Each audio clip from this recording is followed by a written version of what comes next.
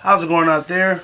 Welcome from H2TechVideos. Today I'm going to be going over the pros and cons of the new Kindle Paperwhite. And let's jump right in. So first of all, just to give you a little look, this is the back casing here. Very simple design.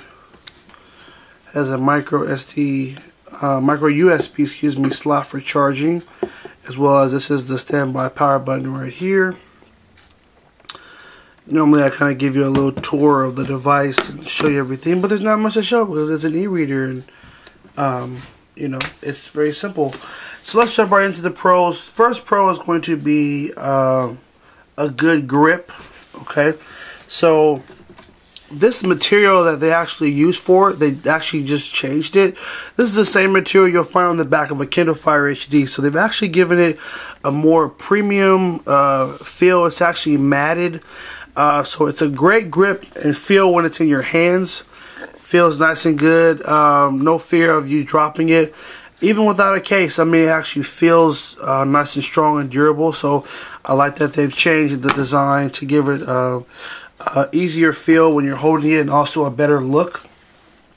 Next thing is going to be that it does have the backlight, and that's why it is the Paperwhite. If we actually turn it on here and just swipe like that, the backlight is on right now, and so when you tap the light bulb here, you can turn the backlight on or turn it off. You can adjust it. So I love the backlight feature. I think it's very important nowadays that all the digital e-readers should have a backlight, because originally when e-readers came out, you know, there was a big push for book lights. And you would clamp the book light on top, and it's something extra you'd have to carry with you when you want to use it. Nowadays, like for example with this, you're in bed, you want to read, you grab it, and that's it. And you can turn the light up, turn the light down, but you don't have to worry about having an extra piece with you. So I love the fact that it has the backlight. It's just one less thing to carry, and you can pretty much read anywhere that you are. So that's a great plus right there. The next thing is it actually has a really good game selection. If you actually go to, I think we go to Shop Kindle Store, and then from there it'll take you to this area, and you can go to games and active content, and you actually have a good selection of games. I think over 286 titles are available, including this really fun game that let's see, hold on. A lot of these are your basic word games, but they're basically building more interactive games that work with the e-ink technology. Now, I've been playing a game called Jungle Juice, which is a game I'm going to have a review on that you can check out as well. And it's a very fun and in-depth game. It's about this little pig who starts a lemonade, or kind of like a juice business on this island, and you have to like buy juice and make juice, and you have to account for different things like weather and people coming, and it's actually really fun. And so I was just so impressed that they've taken the technology of the e-reader that was really just made just to mimic a standard book and book reading, and they've opened it up so that now you can have a lot of fun in terms of games. So great game selection. I think it's a great plus for it. So that was our next pro there. Next one is going to be a great battery life. I believe for the Paperwhite, it will last you up to pretty much 1 to 2 months. Now, those numbers kind of vary depending on if you have your Wi-Fi turned on at all times. I recommend that you put it on airplane mode, which is as simple as menu, settings, and then we go to airplane mode and just turn this on. Because when you do that, it automatically disconnects you from Wi-Fi, and then your battery is automatically going to last longer. This is actually the first day that I've actually charged it. I think I've had it for about 20 days, but this thing has stayed on constantly, and Wi-Fi has been on constantly. So I would say that with Wi-Fi on, you're probably going to get up to maybe 3 weeks to a month. Wi-Fi is off, and you should be able to stretch all the way up to that 2-month mark. So definitely a great plus there. Next thing is, this is one of the first e-readers that, not in my opinion, but as I what am I trying to say? This is one of the first e-readers that has built-in parental controls. Now, there could have been others. This is the first one that I've seen that actually has the parental controls built in. And let's see, settings. I want to say it was in the settings. So menu, settings, and device options. And then here you have a parental control section. So obviously e-reading is growing. A lot of schools are choosing content that's available to be downloaded. And so, you know, for a lot of parents, the smartest choice is actually going to be to buy a digital e-reader and have their kids to read this way, opposed to actually buying the books. And so there is the fear that you're going to give them an e-reader and then they're going to start doing other things they're not supposed to be doing. They're going to get into browsing the web, or they're going to start downloading things and use up your credit card and whatnot. So you actually can control a lot of the features just from the parental control section. Now you can set it and customize it so you don't have to worry about your kids stumbling on the things that they shouldn't be looking at. So definitely was impressed by that, because it really does make this device just open to not just, you know, older people, but younger people. And even for your kids, maybe you're not ready to give them a full tablet, but you want to start them off with an e-reader, and therefore you'll have control to make sure they don't mess up anything when they are using it. So great plus there. Love it. Next pro is going to be that it has a very easy operating system. So just to give you a quick walkthrough here, obviously no matter where you're at, if you press the home button, it will take you back to the home screen. This is a back arrow, so if you ever go anywhere, you can just tap the back arrow and it takes you back one step. So that's just simplicity right there, which I love, because you might tap something by accident, tap the arrow, you're right back. Then we have the icon for the backlight, so it's accessible. I believe on the original model that had the backlight, I don't think it was on the main menu. I think you had to tap something first to get to it, and then it was right there. So they just made everything very accessible, as well as the shopping cart when you want to buy, and magnifying glass.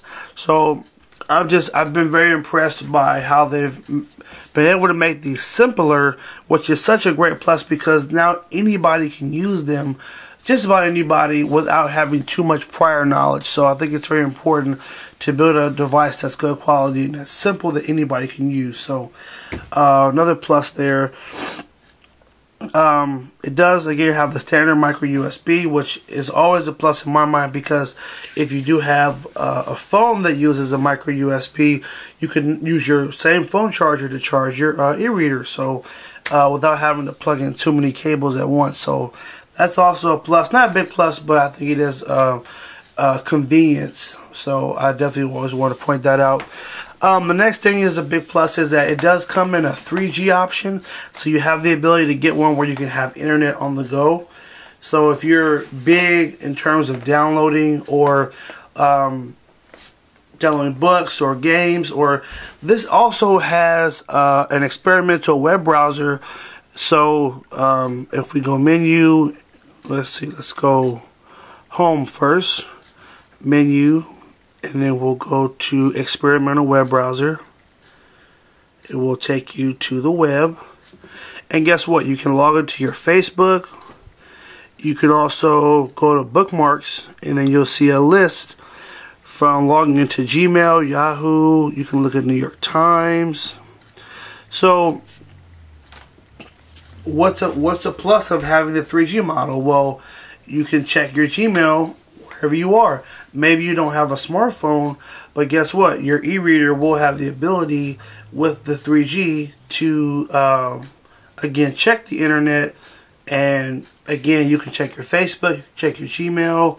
No Instagram support. That's a little more advanced. I don't know if those will be coming to e-readers right away, but you know, you have some fun features aside from reading. And aside from the games, you have that basic web support, especially since Facebook is so popular. You can check your Facebook on the go wherever you are. So another great plus there. Let's jump over to the cons here, and there's not many. I'll just throw it out there. So I just mentioned that it does have the web browser, which is definitely cool. The browser is not great, and that's what's kind of a con, is you can't do too much with it. most of the sites you're going to pull up will be the mobile sites.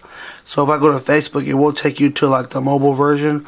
Now there is a way to switch it to the standard like desktop version of Facebook, but because it's a grayscale look, it is not really that easy to navigate, as well as when you pinch to zoom, it does take a long time. Again, this isn't a tablet, so it's not meant to work super fast like an iPad would or like a smartphone would. So you've got to get used to the fact that things are a little bit slower, but you know, it's just an e-reader, so you can't expect tablet performance from e-reader. That's why it's in a separate category. So still, just had to point it out. Kind of a con there.